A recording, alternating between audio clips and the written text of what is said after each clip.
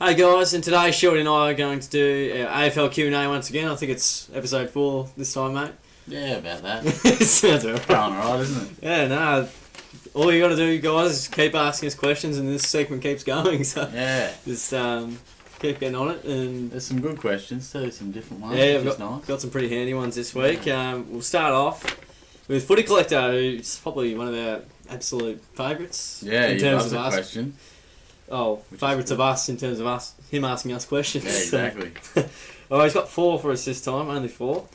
If Port make the grand final, do you think they will fumble? I think he means fumble under the pressure against a side like Hawks or Sydney.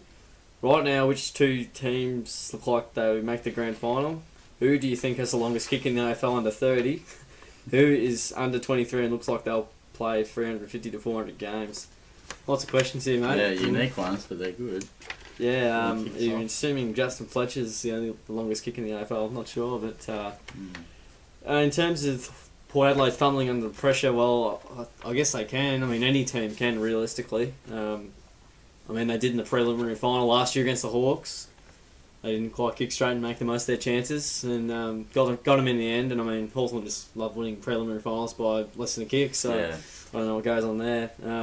2007 grand final, if you want to read back that far. The team's completely different, but they didn't do too well that day, unfortunately, for Port fans. So, yeah, I certainly think they can. I don't know whether they will, though. I mean, it's like predicting, is it going to be cold tomorrow without knowing what season it is or without having a weather forecast.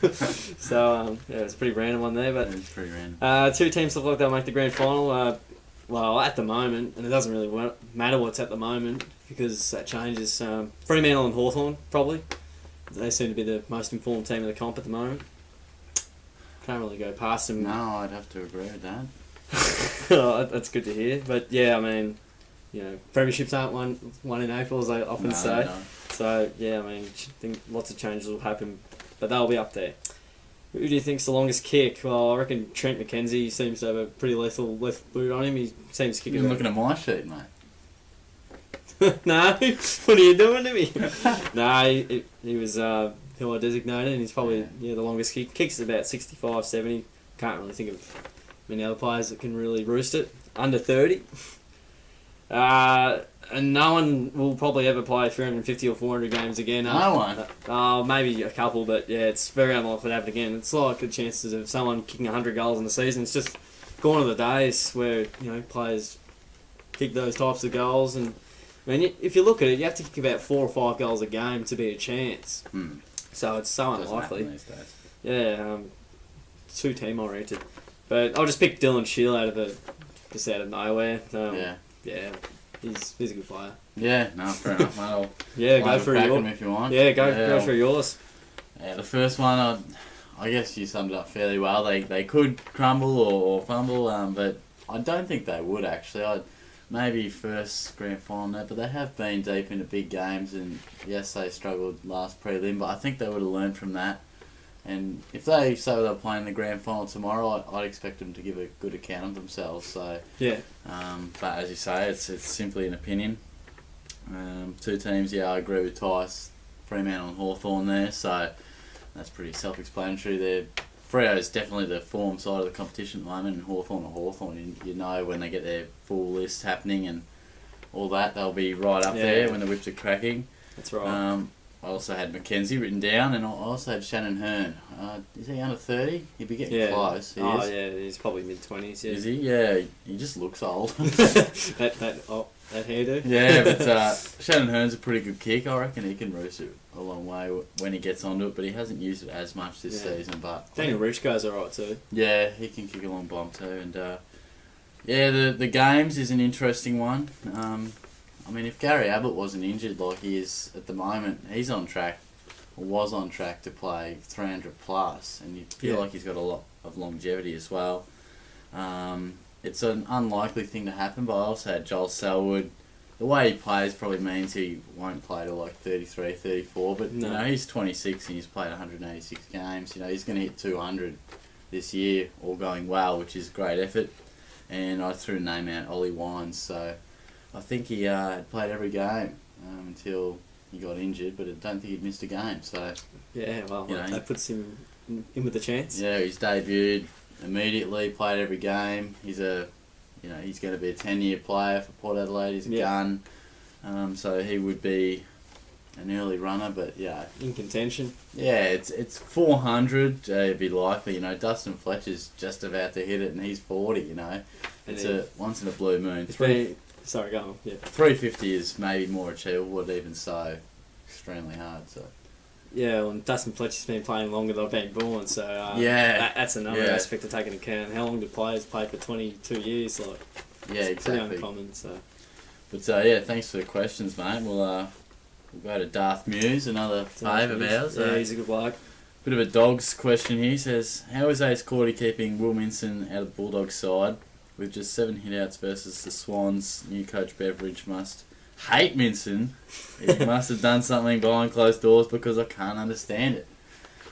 Well, I'll weigh into that a little bit. He is 30, and you could argue, yes, the Dogs are going well, hence they wouldn't swap too much up. They might have, I think he played at some stage this year, obviously not as well, got dropped, Dogs playing good footy, don't tinker with it. Yeah. But I was listening to Beveridge on Triple M or SEN the other day, and Minson was actually playing key post in defence in the VFL. Really? Yeah, That's so intense. look, I guess they're giving Cordy the opportunity to make that spot his own, because next premiership window, sure the Dogs are going great at the moment, but they can't win the premiership this year. In the next couple of years, they'll be right amongst it if they continue to improve at this rate. Yeah.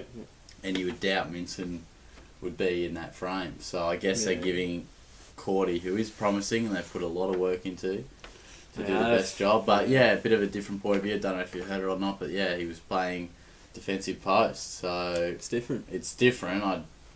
Whether they're just teaching him that for whatever reason, discipline, I have no idea. But yeah, I'd say it'd be more so next premiership window that everyone loves to talk about. I was thinking about that too, actually, in terms of Yeah. that. But short answer, I don't know. But the long answer, as Shorty said, Minson's 30, as I've got down on here. So they're probably looking at the youth and wanting to get their next premiership team or window chance, the best chance, I guess. Or having younger players in there. It's kind of like Hamish McIntosh playing for us. He's not going to be in the next premiership window, so there's no point playing him. Yeah. Obviously, they say Simpson / Stanley or Blitzar is more likely to play in that spot, which is perfectly natural. It's sort of similar to Shane Kersten as well and Josh Walker. Linking it back to Geelong, Kersten has no upside to him, not playing that well. Walker has a whole lot of other upside, but yet they picked Kersten, so I mean it's almost like pick the worst player out of the two of them for fun. But yeah, all they're making Vincent earn his spot just to be a pest to him, make him work a bit harder than maybe he has for most of his career. So yeah, it's a very tough question, that one. Might bounce back even better. You just don't know. Yeah, but I would have nearly dropped Cordy, but who knows what He might get dropped this week. You never know. Yeah, maybe wait for 2 bad games rather than just knee jerking off one. Yeah. Alrighty, now next question's Anthony Grillo. He's got 3 questions for us.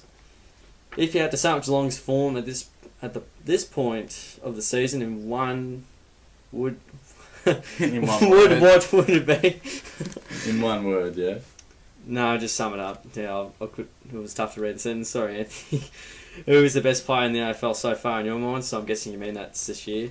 Do you think a different coach for Carlton would do the job or some new recruits would do the job, or both? Some good questions there, mate. With Geelong, you asked this question before we won against Collingwood, so I think the performance against that kind of tinkers it up a little bit, which is good. It's been patchy and it's been good and also horrible. So yeah, I've been pretty impressed with the last couple of weeks, as I'm sure most Cats fans would have. I guess patchy is a good way to put it. Inconsistent, but also a bit of promise and upside as well. So there's a bit to look forward to. The best player in the AFL, well, people keep asking us this question. We just keep saying Nat Five. Yeah. It just doesn't change. Pendles has been pretty good. Rockcliffe at his best is, I reckon, just about the best player in the competition. He just kills it and just doesn't get talked about. So yeah, Dylan Shiel going along pretty nice as well. I'm taking all your names, mate. I know. you can discuss in great detail, Yeah. mate. Different coach for Carlton. It's not the coach. I wouldn't think it's the coach's fault. I think they need new recruits. A big rebuild. They're in for a long haul, and they just need some A graders to come through and lift Carlton up a little bit up the ladder. Yeah. But they'll be struggling a little bit for the next couple of years. Yeah, I agree, mate. How do you see it? Yeah, as far as our season, if you sum it up, you mentioned a couple of them a bit inconsistent at times, but also promising. So, Yeah. certainly the Collingwood game gives it a bit of promise and a bit of upside. So, certainly a bit flaky and inconsistent at times, but that's going to happen with the amount of under 25s we have and even under 23s. So, yeah. but I would like to think the promise is there to deliver eventually. So, Hopefully. yeah. And, best player, 5. How can you go past him, really? I mean, he's in sensational form. Shiel is leading a lot of votes in the media outlets and things like that, playing fantastic, and he was fairly decent again on the weekend. But if you wanted to go key position, I mean, Todd Goldstein is by far the All-Australian ruckman at this point in time. He's dominating. Doesn't get talked about much, but he is just outstanding. There's not too many ruckmen like him, the sole ruck, sort of bigger bodied, not that athletic mobile guy, but he does it as good as anyone and he's a star. Genius. And I think we've been asked similar to the Carlton one, but I guess we know Mick Malthouse is a good coach. That's been proven. Yeah. But what hasn't been proven is a lot of guys in Carlton's 22 at the moment. So, I mean, I guess that sums it up. There's a lot of guys who are just sort of stopgap players. They're just almost filling in the spots for now. It's, not a lot to get excited about for a lot of them, but there is a few, like Cripps, get excited about him. Dylan Buckley is another one. Yeah. Tommy Sam, Bell's been in good form. Yeah, Sam Rose starting to play good key post. He's been pretty positive for them. But, I wouldn't be blaming the coach. So the main question would probably be, is Mick Malthouse your rebuild coach? Is he the guy to, which would mean, he takes the job for another 5 or 6 years, which is probably not what they would have thought when they appointed him. Yeah. But, definitely probably the worst list in the AFL. Carlton. Bang. Cop that, Carlton. Yeah, I'd have to say that, but sorry if you're a Carlton fan. Just wax him. We'll move on to the next question from the Junkyard Dog. What is the most amount of goals you have kicked in your local AFL league? How many premierships have you won? Well, I'll start off with me because it's nice and boring. I played fullback. Here's the rundown. Yeah, okay, Back in the day, mate. I haven't played since under 14, so I'm back now, as you can see, with the top. But and I'm off the half-back flank as we speak. There's not too many goals. The most in a game I kicked was 1, and that was just a hack off the deck. And I think I kicked 3 that season because maybe the whole time I ever played, actually, when I think about it. But, and we never won a premiership, but back then it wasn't overly serious. You just sort of, little league was for a lot of it, and then the other gravy side was better than us at the moment. I think we made top 4 and lost a final. So, but no premierships for me. Yikes. Few on the tennis court, but no on the footy field. So. How about yourself, mate? It was a premiership for me, but I'll play in the big time, mate. I've kicked 1 goal. Is the most I've ever kicked in a game. I think I kicked 6 for my career, and I played about 80-something games. But, the irony that we show goal kicking videos. I don't know what happened, mate. Just not quite the classy players we'd like to be. Well, you were floating off half-back as well, weren't you? I played a lot of the career in defence, but at the same token, I played a fair bit up forward, but, it's tough when, I don't know, it's just tough to kick goals, like when you've got a team that can't quite deliver it properly. And a shout out to anyway, oh wow. And under 16, so I won a premiership, which was pretty good. I was very happy with that day. We didn't lose a game for the whole season. Obviously, we lost a couple in the grading games, but we're probably in a division a bit below what we should have been. What did you win the grand final by? I think it was 8 points in the end. So close one. And we were like the Geelong of 2008. We just kept thrashing everyone. It nearly cost us the final as well. Yeah, I know. Threw the ball up in the air, the wind got it, and then they gave it 50, and I was like, you're kidding me. It was an interesting game, that one too. But we came back from 16 points down at half time. It was a very tough half, and I can't believe we came back and won, and it was a great win in the end. So It was a pretty good moment, mate. Yeah, good on you, mate. Yeah, Sorry. I hope you get to have that success one day. Maybe if you're playing for Belfast or North Geelong. Nah, we'll stick it out. Yeah. So that's our little local footy bio. Yeah. The Lad Project. Who is the strongest forward line player in the comp as of now? That's a good question. I'd say automatically Tom Hawkins. Whilst he hasn't been in great form lately, he normally wins, I think, one of every 3 one-on-one contests seems to be the general go. But yeah, he's an absolute monster. Sort of that traditional big, strong Grillo full forward that you don't see too often these days. Yeah, it's sort of tough to go past him, and I can't really think of other absolute giants. Josh Kennedy's pretty good, maybe. Tex Walker comes to mind as well. Yeah, go for it, mate. That's it for me. Yeah. Hawkins is one for me. I mean, if you're talking as pure strength, you mentioned the stat there. I reckon he never really loses them. No. If he doesn't win it, then he rarely gets beaten one-on-one.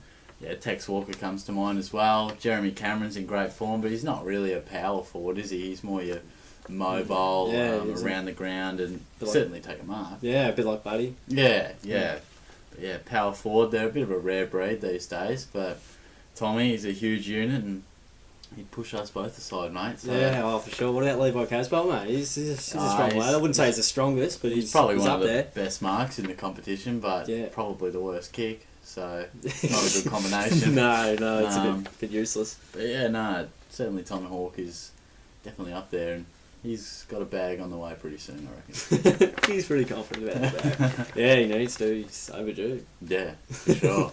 Awesome. All right, well, that's all the questions for this week, guys. So you know what to do now. Just keep plugging away and asking us plenty more questions so we can keep this segment going, because if you don't, then the segment just goes. So no pressure on you guys at all. No, thanks heaps for the questions once again. Yeah, comment away. Don't forget to like the video and share it around to all your mates to see if they've got any questions to ask us. Yeah. And we'll give you the big answers. So we look forward to it each week. Yeah, don't forget to like the video and subscribe as well. And thank you for sticking around, guys. We'll catch us all next time.